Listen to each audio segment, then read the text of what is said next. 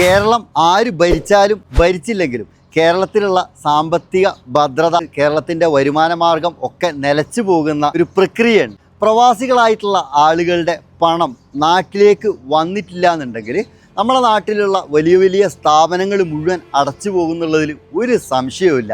അന്യ സംസ്ഥാന തൊഴിലാളികൾ കേരളത്തിൻ്റെ എല്ലാ ഭാഗങ്ങളിലും ഇഷ്ടം പോലെ ജോലി ചെയ്യുന്നുണ്ട്.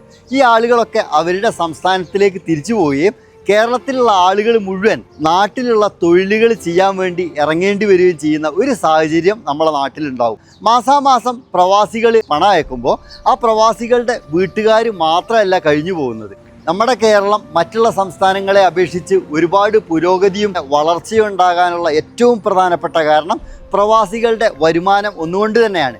ലക്ഷക്കണക്കിന് പ്രവാസികൾ തിരിച്ച് നാട്ടിലേക്ക് വന്നു കഴിഞ്ഞാൽ പതിറ്റാണ്ടുകൾ വർഷം പിന്നോട്ട് നമ്മുടെ കേരളം പോകും എന്നുള്ള കാര്യത്തിൽ ഒരു സംശയമില്ലാത്ത കാര്യമാണ് പ്രവാസികളുടെ വരുമാനം നിലച്ചു പോവുക എന്നുള്ളത്. കേരളത്തിൻ്റെ എല്ലാ ജില്ലകളിലും പ്രവാസികളായിട്ടുള്ള ആളുകളുടെ വരുമാനം കൊണ്ടാണ് ആ നാട് പുരോഗതിയിലേക്ക് എത്തുന്നത്.